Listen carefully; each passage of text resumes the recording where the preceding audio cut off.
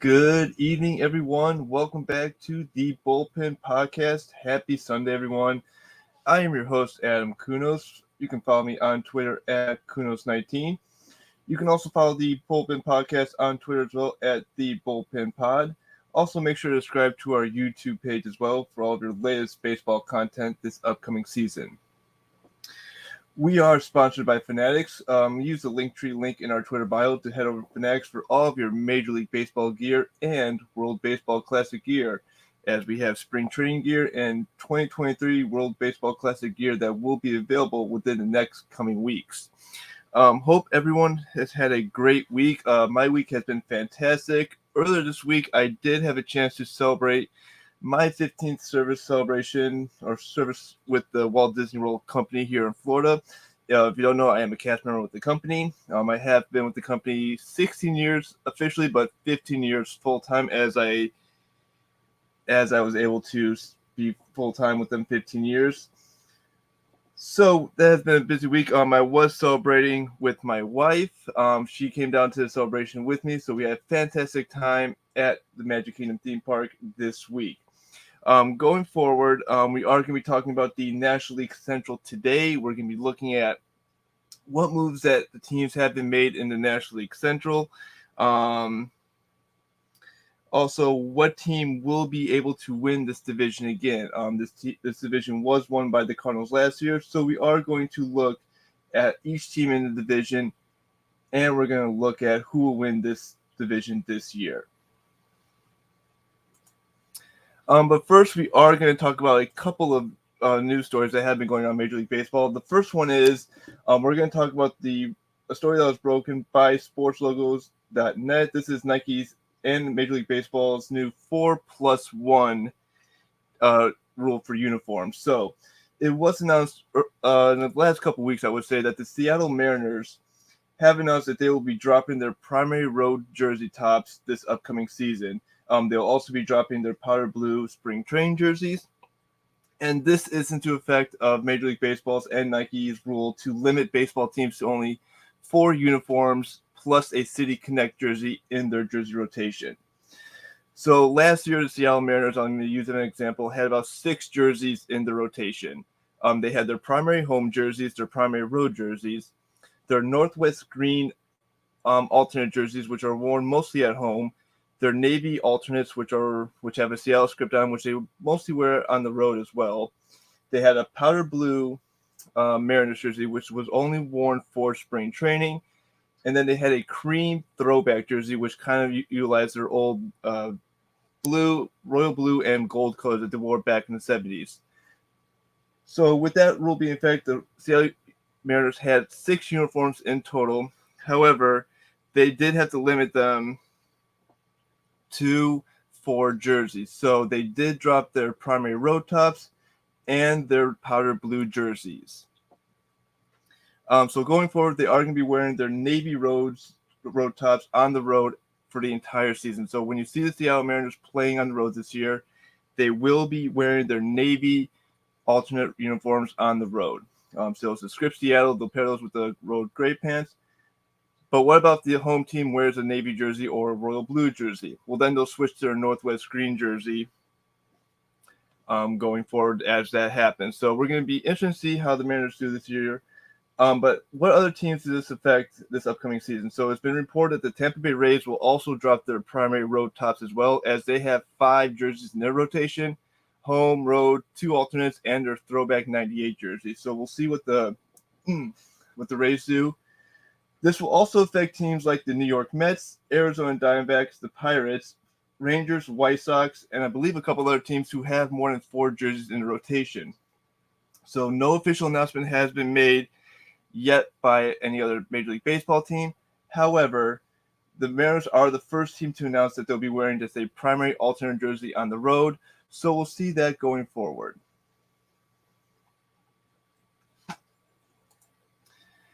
Another story that's been coming out is we're seeing more and more MLB teams adding sponsorship patches to their jerseys. It was announced earlier that the San Diego Padres, who announced this actually last year during the 2022 season, have added a Motorola patch to the jersey starting in the 2023 season. And then it was announced that the Red Sox will be adding a Mass Mutual patch to their jerseys. Well, we had two teams announce this week that they'll be adding sponsorship patches. The Arizona Diamondbacks will add an AdNet patch to their jerseys as well, along with the Los Angeles Angels will be adding an FBM, which is Foundation Building Materials sponsorship patch, to their jerseys as well. So this brings the jersey count up to 4 teams who will be wearing sponsor patches this upcoming season. So if you're a baseball purist, you're probably flipping the shit out of this right now, saying that ads do not belong in baseball. You shouldn't be putting ads on uniforms. Well, you have been seeing ads on uniforms for the longest time this past 10 years. You may not notice this, but when Majestic Athletic took over the sponsorship for all jerseys in 2005, they had their Majestic logo on the sleeves of every Major League Baseball jersey, with the exception of the Yankees, who didn't have one on their on-field jerseys. However, if you did buy an authentic jersey from the team store, it did come with the logo on the sleeve. So that is technically a sponsor on a jersey. Even though it's a manufacturer sponsor, it still counts as a sponsorship on a jersey. We're seeing this all over professional sports. Major League Soccer is the biggest one out of this right now. Soccer jerseys in general, they have advertisements all over the jerseys. On Major League Soccer, they have one giant sponsor on their main jersey. A lot of clubs have gone to sponsorships on their sleeves. You see this in European soccer as well. European leagues are known for having multiple sponsorships on their jerseys. We saw this in the NBA when Nike took over the manufacture of all jerseys.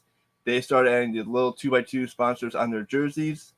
We're seeing this with the NHL. A lot of NHL teams have moved to having sponsorship patches on their jerseys. So it's not a thing that we didn't see coming. We kind of knew this was going to be coming.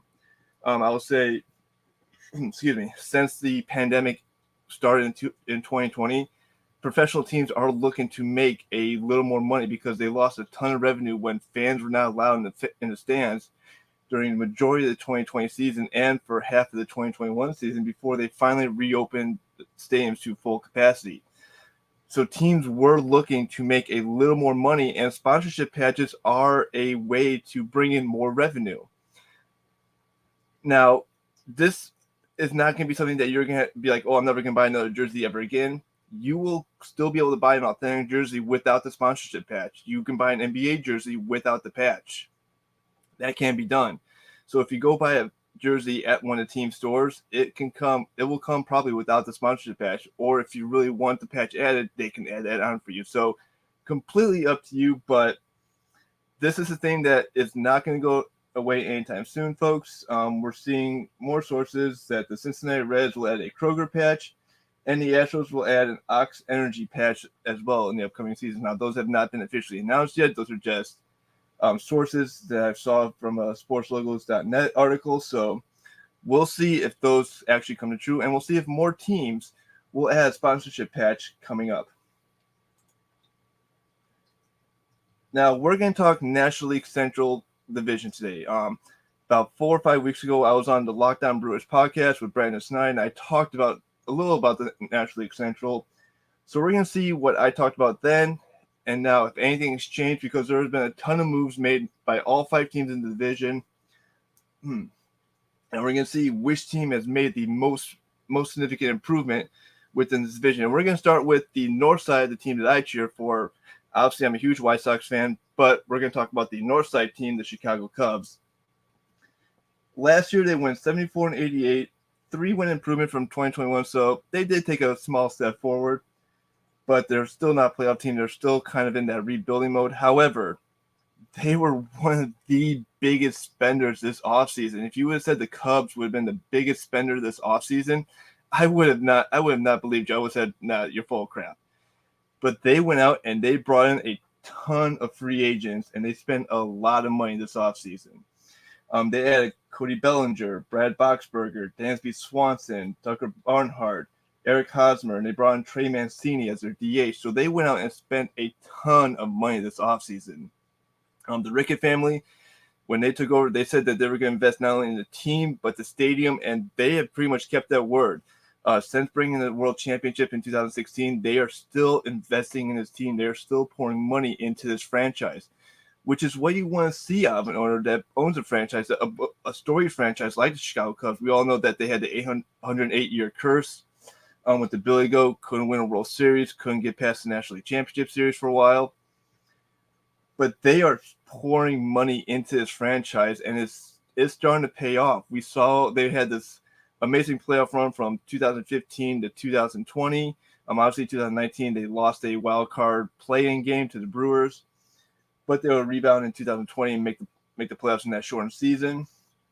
But then we kind of saw them sell all the big marquee players in 2021. But now they look like they're in a perfect position to contend, but they did lose some key players. Obviously Wilson Contreras is gone, Wade Miley is gone, but they still have a good roster, especially with the players that they brought in. So on paper, again, this is just on paper. We don't know what the Cubs will do once the season starts.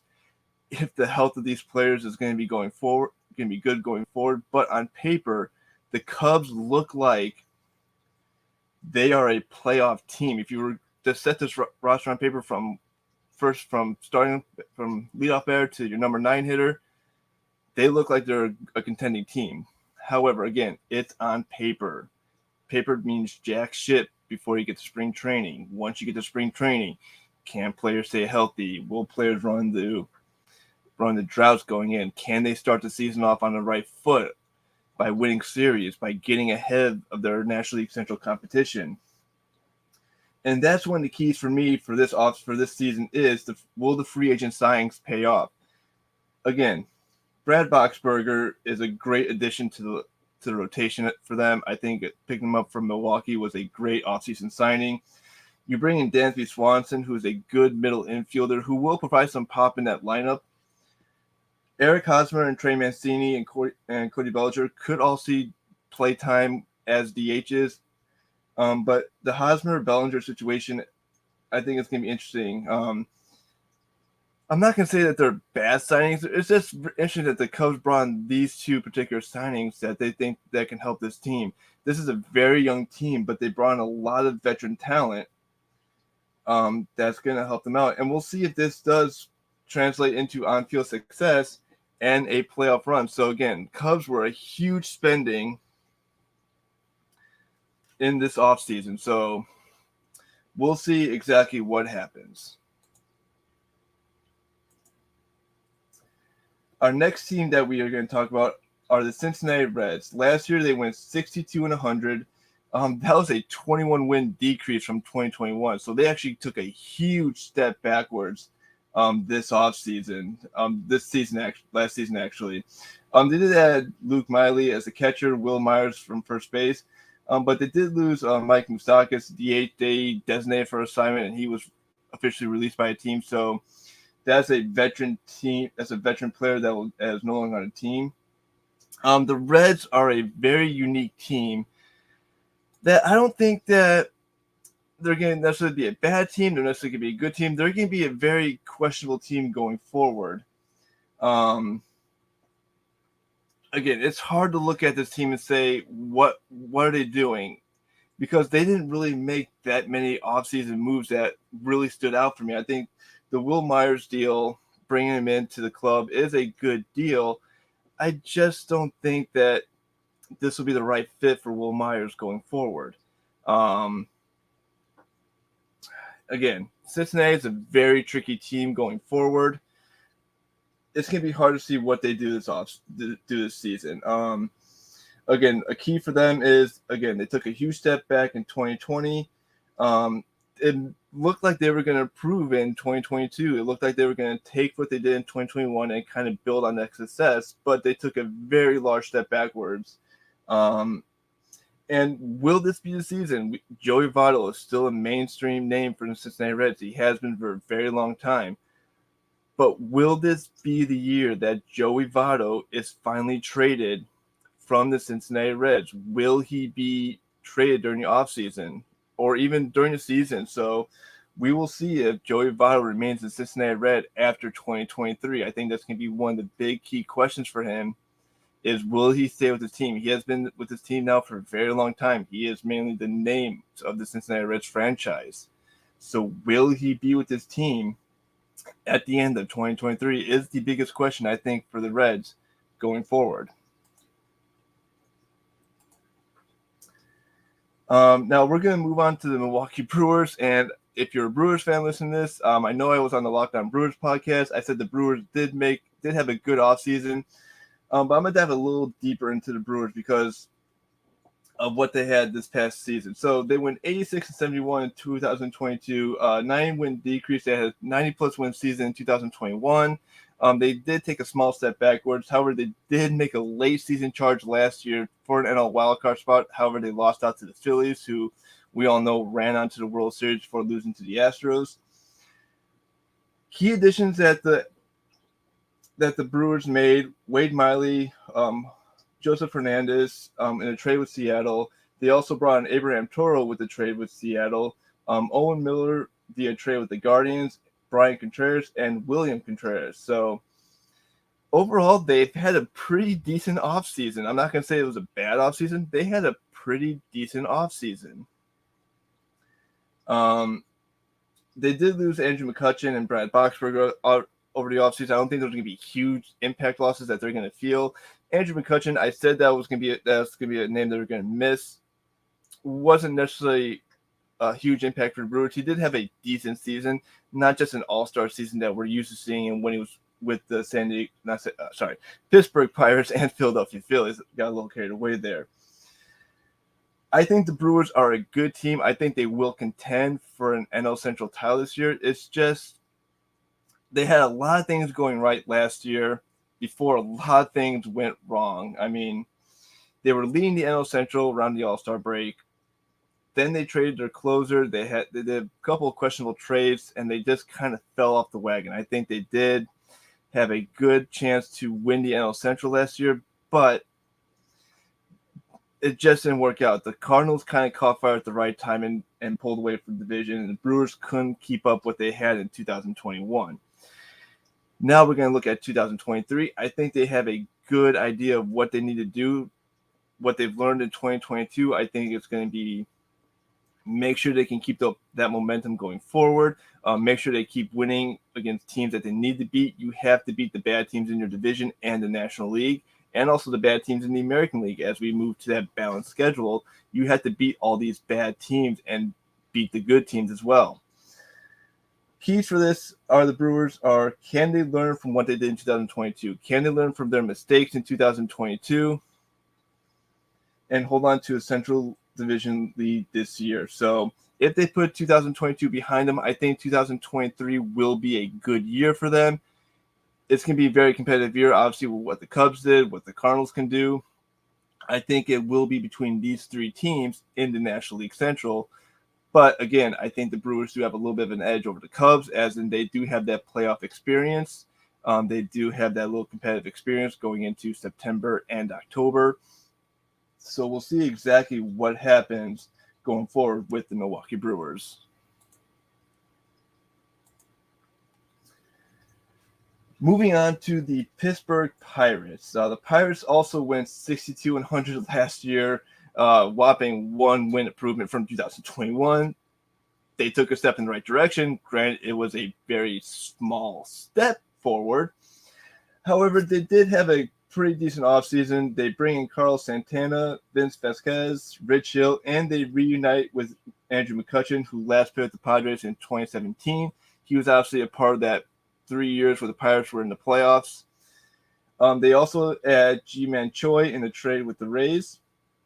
But a loss for them this year was Hoy Park, shortstop. He was designated for assignment. I have a good friend of mine who is a Pirates fan who bleeds black and gold, who tell me that the Pirates could end up winning the division. They could be a good team, but I just don't think that's going to be this team's model for a while. I think the Pirates are definitely in a rebuilding mode. They have a lot of veteran players on these small contracts. And I think that they're in Pittsburgh just to help this young core, just to get that veteran presence in the clubhouse. Now you're going to be looking at Rich Hill, Carlos Santana, Andrew McCutchen as that veteran leadership in this locker room, which is going to help this young team. This is a very young team, but they have a very good farm system. They have one of the top farm systems in Major League Baseball coming through, which means that they're going to be good within the next 4 to 5 years as this young talent starts to develop, as they bring these players up through the minor leagues into the major leagues. As the Cardinals window closes, as the Cubs window closes, as the Brewers window closes, the Pirates will look to take over that National League Central and be a good team. We saw what they could do back in 2015 when they had that in 2014, when they were able to get past the wild card round, get to the division series, almost make it to the National League Championship Series. So they had very good teams about 10 years ago. So it was about 10 years in the past that we're looking at the Pirates and thinking of them as a contender going forward. But they're now in this kind of rebuilding mode. I think they're going to be in a rebuilding mode for this year, next season, and the following season, just because they still need to develop these young players. They got good draft picks in waiting, and they could use these players that they brought in, these veteran players, as some trade bait. So as they go forward, as let's say they're maybe 5-7 games under 500, will they trade some of these key players? Will they make some of these moves to bring in more draft picks? Again, we shall see. Again, the Pirates are going to be kind of like the Cincinnati Reds. They're going to kind of hover towards the bottom of the NL Central, and they're going to be not really making a lot of headway, but they're going to be one of those teams that can be a playoff spoiler. So if you're looking for a playoff spot come the end of September, beginning October, and you have the Pirates on your schedule, be very wary about that, because they will be a team that can spoil your playoff run.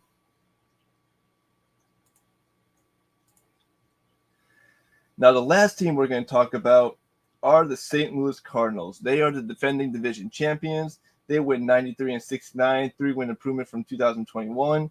Won the NL Central, but lost to the Phillies in a heartbreaking wild card series.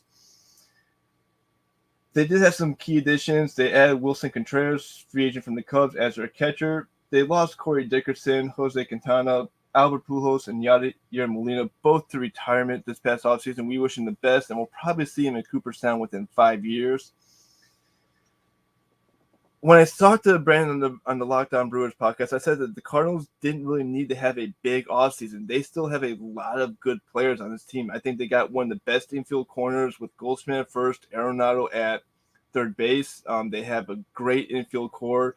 You got Adam Wainwright, who's still leading this pitching staff, who is entering his final season of playing. So he has announced that 2023 will be his final season, and he will retire after the season. So you're looking at the last player from the 2006 championship still on this team who will be hanging it up after the season. He was also part of the 2011 championship team.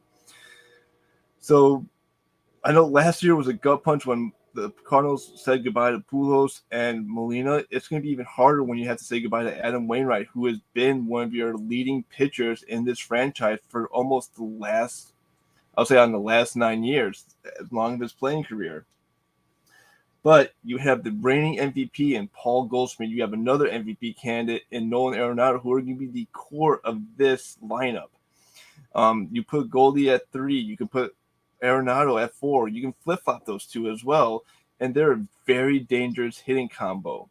Because if you get one player that can drive in 4 runs a game, you have another one that can do the exact same thing. So you're looking at power hitting in that 3 and 4 spot for the St. Louis Cardinals, which I think that they're still going to have a great season overall.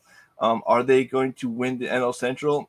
It's going to be a dog race. I think that it will be the Cubs, Brewers, and Cardinals going forward for this division. I said in the Lockdown Brewers podcast, I would be surprised if all 3 of these teams share this division lead at one point or another. You could see the Brewers start strong and get the lead, and you can see the Cubs jump in, the Cardinals jump in. I even said this division won't be clinched until maybe the last week or so of the season, maybe 5 days out before the season closes, is when you'll see this division be officially wrapped up, because I think it's going to be a dogfight between the Cardinals, Cubs, and Brewers. So NL Central at all, a very tricky division. I think it's going to be one of the more competitive divisions going forward. Unlike the AL Central, where I think it's going to be White Sox, Guardians, fight. Maybe the Twins will jump in as well. Unlike the NL West, where I think it's going to be a two-team race in the Padres and Dodgers, and I think the AL West, like I said before, the Astros and Mariners are going to be the two top dogs in that division. This team, and probably like the NL East, when I talk about the NL East in about 2 weeks from now, are going to be those two divisions that will be the most competitive divisions in Major League Baseball this year, at least on the National League side. So we'll see what happens on the American League side. But for now, the National League Central, I think, is going to be a division that we're going to need to keep a close eye on. And I'm going to lock in the St. Louis Cardinals. I said this on the Locked On Brewers podcast. I am sticking with this pick. I will say that the St. Louis Cardinals are your division champions. I think they will win this division again. I think they repeat as champions. Now, I was jumping back and forth with, will there be a wild card team out of the NL Central? On my notes, I'd never put down a team for the wild card. I'm not sure if the NL Central can produce a wild card team. You have teams like the Padres, you have the Braves, the Mets, the Phillies, all playoff teams for last year who got better this offseason. So I think, just like the AL Central, I think the NL Central is only going to be able to send one team to the playoffs. So I'm locking in the St. Louis Cardinals as my division winner. I think they'll be the division winner again. I don't think they run away with this division at all. I think they win this by maybe 4 or 5 games. This is going to be a very close race going forward. Now, we got a couple of updates for our upcoming shows. So we usually do our shows every Sunday night, 10 p.m. here on Twitter, YouTube, and Facebook. Obviously, next week, it is Super Bowl Sunday. Super Bowl 57 is next week. And we're going to talk a little football here because why not? It's the Super Bowl coming up. I'm going to throw in my official pick for who's going to win the Super Bowl. I'm obviously waiting for April as a Bears fan, as we do have the top pick in the NFL draft. So I'm just waiting for April to come around and see what the Bears do in the NFL draft. But I'm going to pick the Kansas City Chiefs over the Philadelphia Eagles. I think the Chiefs beat the Eagles in maybe like 2 touchdowns in Super Bowl 57. And I am picking Patrick Mahomes as your Super Bowl MVP. I think he takes home another MVP. And I think he walks away with another Lombardi trophy at the end of this season. So, like I said, Super Bowl Sunday is next week. We will actually be doing our next show the following day. So we'll be coming to you live again on Monday the 13th. And we will be talking about the American League East Division. I said before that the AL Central has a little closer meaning to my heart with a White Sox fan.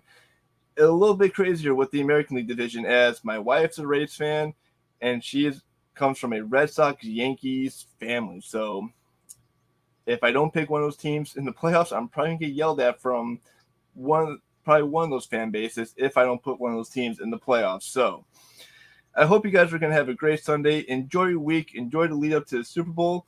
And we will see you live here on the Bullpen Podcast next Monday. Have a great night, everyone.